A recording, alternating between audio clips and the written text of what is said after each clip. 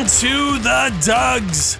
We're going back to Tampa to kick off Game 3 in this championship series. We are all even at a game apiece. A loss today will put the weak prescriptions in a position they've so rarely been in, behind. Prior to the loss in Game 2, their only loss occurred in the semifinals, having gone undefeated in the group stage. We'll see if the Union Jacks can keep the heat on. Emmett O'Neill on the mound for the weak prescriptions. His former manager had this to say of him. He threw the ball as hard as anyone in the business, but he's not always quite sure where the horsehide is going. I think it's fair to say that we saw a bit of that today. Walk number 1 goes to Hugh Nickel. Later that inning, Tom Brown walks to load up the bases. Dick Higham walks to bring the first run of the ball game home. And Bobby Thompson hits into a fielder's choice, but that'll be enough to get the run home. So thanks in part to 3 walks in the inning, the Union Jacks find themselves in the early lead. In the second, Emmett walks his opposing number for walk number 4. Luckily, that one doesn't come back to bite him. The third brings more trouble. Tom Brown is the leadoff man, and that is walk number 5. Dick Higham is walk number 6. And Bobby Thompson isn't letting him off the hook this time. That's gonna go for a double and bring a run around to score. A 4th run scores on a fielder's choice, and then Harry Smith is lucky number 7. That'll bring Danny Cox, the opposing pitcher, and O'Neill's already walked him once. You're gonna wanna just lay one in here, make sure that doesn't happen again, and, I'm just a broadcaster. You shouldn't be listening to me. That ups the lead to 5-0. The prescriptions manager has seen enough, so O'Neill comes out going only 2 2/3 and walking 7. The prescriptions have been able to skate by with their wildness prior to today, but they'll need some runs if they want that to continue to be true. However, the Union Jacks pitcher Danny Cox is having the opposite kind of day. Prescriptions are kept off the board until the 4th, but they finally do get one here on the fielder's choice off the bat of Dave Winfield. Danny Cox is only on the team because of a technicality. He was born across the pond, but only because his father was serving in the U.S. Navy at the time. Word has it that he's trying to keep that little fact hidden by sporting a thick British accent. You don't know what's going to happen in life, but then when somebody comes ask you to be a part of their program. I can barely understand what he's saying. We got in contact with the Jacks general manager to see if this undermined the integrity of the team. Does that upset you? Nah, not really. Okay, onward then. In the 7th inning, the Jacks really start to pile on. That's Dave Brain once again, his team leading 4th home run of the season. That's a 2-run shot, making it 7-1. And then it's back-to-back doubles by Dick Higham and Bobby Thompson to make it 8-1. The prescriptions get an additional run off of Danny Cox in the 8th, but here he is closing out the day with a flyout from Greg Lazinski, closing the books on a stellar 8-inning performance.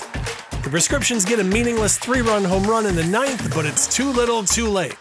And so the prescriptions now have to play from behind for the first time all year. They trail 2-1. This game was all about the Cox. 137 pitches over 8 innings pitched, including 6 strikeouts. They also brought the bats. Bobby Thompson and Dave Brain combined for 6 out of the 10 RBIs. Unlike Danny Cox, Emmett O'Neill left no question as to whether his skill set was a fit for the team.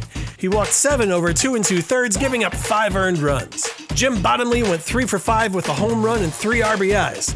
The Stars not named Jim Bottomley combined for 4 hits, so a paltry performance all around. Let's go to Hamish in Game 5 to see if the prescriptions can bounce back and even up the series. Down 2-1 to the Union Jacks. It's going to be difficult for the weak prescriptions to see their way to a title if they can't win this crucial matchup. Welcome to Game 4. I'm Hamish Hamden, talking you through the action that sees the weak prescriptions Tommy Byrne taking on George Chalmers of the Union Jacks. Chalmers came on in relief in Game 2 and ended up picking up the win, but he starts today against Tommy Byrne. Tommy was an ensign in the US Navy during World War II, 2-time World Series champion, and mayor of Wake Forest for 14 years after his playing career was done. So, will we be focusing on these achievements, or will we be making a lot of Byrne jokes? Well, top of the 3rd, and Byrne is on fire. He allowed a solitary hit in both the 1st and 2nd, but he's really heating up here. His opposite number strikes out, and then Hugh Nickel gets it high but not deep enough, and that's out number 2. Byrne reaches new foreign heights with this strikeout of Brown, giving him a 1-2-3 inning. However, George Chalmers is quietly matching Byrne inning for inning. He hasn't allowed a hit through 2, and here in the 3rd he demonstrates both power and placement, as the weak prescriptions are just not seeing the ball well. Todd Zeal can't get a feel for a pitch that's too real, so he has to turn heel and give way to Tommy Byrne, who takes his turn but just can't learn, and so it's time to return to the dugout. And here's Brett, who tries to forget his team hasn't hit yet, but he's left upset. And now we're heading to 4 with still no score, but it's not a bore, don't stop the vid, there's more. And that more comes in the form of an RBI double in the top of the 4th. Brain had already reached with a walk when Nickel hits this to the outfield, and like a British tourist to India who only ate at a hotel before risking some street food on their last day, we finally have the runs. There's a chance for more later in the inning as the bases are loaded through a single and a hit by pitch, but Smith gets burned on this pitch, popping it up to first, meaning it's down to Chalmers. Chalmers' mind is on his pitching duties, however, and like a man having a heart attack at a 70s key party, he goes down swinging. Bottom of the 4th, and Mike Piazza does to this ball what he did to Reggiana Football Club. He owns it and he destroys it. The game is tied at 1-1, and just like that Reggiana club, the Jacks' lead is no more. However, if Reggiana can be resurrected and carry on despite Mike Piazza's interference, so can this lead, and that's exactly what happens in the top of the 5th. Bobby Thompson extends the inning with a 2-out walk, giving the cranium from the Cardinals, Dave Brain, a chance. He doubles to put 2 men in scoring position for Higham. 1 run is in on that single, and the head from the Reds also comes round to score. 3-1 Union Jacks. It's been a tough day for the weak prescriptions. Chalmers has only allowed 4 hits all day as we enter the 7th, but it's only a 2-run deficit, so a lead-off single here from Durham gets the fans' weak pulses pumping. Zeal draws a walk, meaning 2 on, no outs, and this is far and away the script's best chance. But Greg the Bull Lazinski sees red and strikes out, giving Chalmers a chance to get out of this jam and preserve the lead. And he does just that, inducing a double play from Butler. Jacks still lead 3-1, and we go to the 8th. Chalmers refuses to come out, so he's batting here and strikes out yet again. But like the intricacies of Italian football, Piazza lets this ball get past him, and Chalmers is on. Mark Clear is pitching for the weak prescriptions now, clearly a bad choice as he can't see the strike zone. Nickel walks, and that makes it 4-1, and if you're a fan of watching simulated computer sprites slowly walk around your screen, well, oh boy, are you in luck, because it happens again. Round to first, and it's 5-1. 2 runs on 0 hits, and the Jacks are 1 inning away from a 3-1 series lead. Chalmers isn't trusting the bullpen, he wants a complete game, and when he gets Durham to ground into this double play, he's just 1 out away. But Zeal got on via a double, so here we have Cub Stricker coming on to pinch hit. To increase the tension, please remember Cub Stricker is mental. In 1892, he jumped into the crowd to punch a heckler, and then in 1893, having learned you shouldn't punch heckling fans, he threw a ball at a heckling fan instead and broke his nose. This man wears his emotions on his sleeve, he's the ultimate wild thing, and he lines out weakly, and that's the game. Chalmers was stellar, giving up just 1 run over a complete game 7-hit gem. The Union Jacks are now just 1 win away from being the Dugs champions, which means this could be the last game I call. Well, if this is it, remember this of me. I still think it should be pronounced Banana Fananas. Johnny, take it away for Game 5 and perhaps the end of this series. It's Game 5 of the championship round, and this could do it. The weak prescriptions have gone from a team that lost 1 game in their first 11 contests to a team that if they lose 1 more, it's all over. Union Jacks go up 1-0 early on a sac fly, but the weak prescriptions fire back in the bottom of the inning. Bottom of the 1st, and that's who else? It's Mike Piazza. That's his 8th home run of the postseason. This one goes for 2 runs and puts the prescriptions up 1. Todd Zeal comes up attempting to add more. Bases are loaded with 2 outs. Dude obviously knows how to drive stick because he is clutch. Todd Zeal has been clutch all tournament, and he puts the scripts up 4-1. We'll go to the bottom of the 4th, and the prescriptions are going to add on. This is Brett Butler doubling with 1 out. And Derek Jeter follows suit with his own double, making it 5-1 prescriptions. Jim Bottomley singles later in the inning to tack on a 6th run. So we head into the top of the 5th, and they can't touch Bill Daly. He's gone 4 innings and only walked 1, and he's getting a bit cocky. Story is that he complained to anyone that would listen that he shouldn't even be on a team known for its wildness. He's just throwing strikes and mowing down the Union Jacks. Uh-oh. That's a forward-pitch walk to Harry Smith to start the 5th. He throws an 8th straight ball to Jimmy Austin. He gets a full count against the next hitter, Hugh Nickel, but he's going to walk as well. Tom Brown, and we're back to the efficient 4-pitch variety. Bobby Thompson strikes out to break up the streak of 4 walks, but Dave Brain is back on the base on balls train. That makes it 6-3. Dick Higham and Bobby Clack strike out to end the inning, so Bill Daly throws 36 pitches in the inning, and no one puts a ball in play. 5 walks, 3 strikeouts. Weak prescription still up 6-3. Apparently walking a ton of hitters back in Bill Daly's Bean Eater days wasn't out of place. There are 3 players tied with 16 walks in a game, and they all put that mark up in 1915 or earlier. That's a great name, Bean Eaters. I looked into it a bit, and it's just an extension of calling Boston Beantown.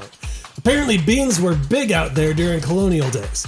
They picked up the process of making them from the Native Americans, so this must have been in the food sharing stage and not the outright slaughter era. One of the reasons Boston baked beans were so popular out there back then is that it allowed them to cheat the Sabbath. They weren't supposed to cook on Sundays, so they'd cook them up on Saturday and they'd stay warm in these brick ovens until Sunday. I don't know. It seems a little bit like getting into the butt stuff to maintain your virginity, but I'm not one to judge. Since we've gotten a little off course, where were we? All right, top of the 6th. The prescriptions have added another run, so it's 7-3. Bill Daly's back out there, and he's walking Ed Cogswell. Walking Jimmy Austin to load the bases.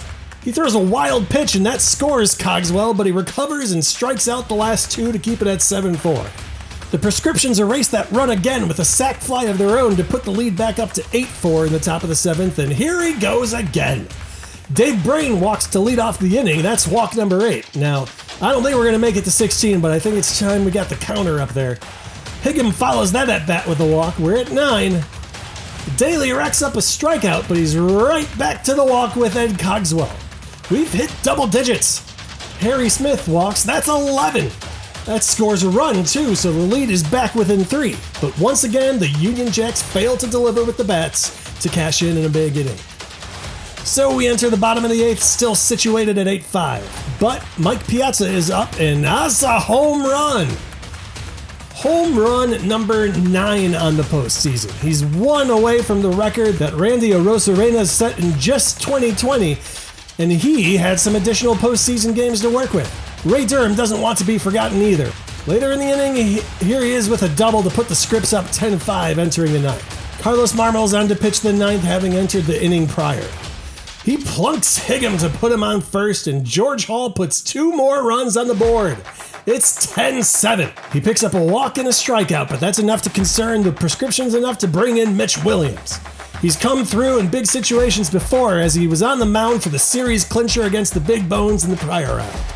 There's more than one way to be wild. Mitch throws it away in a botched pickoff move over to first, and that puts the runner in scoring position. He does strike Jimmy Austin out to get the 2nd out of the inning, so survival is in hand. Hugh Nickel says, not so fast. That's an RBI double. It's 10-8. The next hitter is Tom Brown, and I'm seeing double. I am. It's right there. And that gets the lead down to 1. Mitch Williams is pulled for Emmett O'Neill. This has got to be among the most humiliating moments it is. Yeah, never mind. He gave up the World Series clincher to Joe Carter. So, tying run is on 2nd. Bobby Thompson is first pitch swinging, and he crushes the ball over to short, but it's an excellent play by Derek Jeter, and that will do it. So the weak prescriptions survive the day and force a Game 6. Bill Daly won't be pitching again anytime soon, as he threw 143 pitches, and it's no wonder. He recorded 11 walks, 12 strikeouts, only surrendering 4 earned runs. And why is that? With so many walks in the game, you need about 3 Dr. Heimlichs in the stadium to react to all the choking.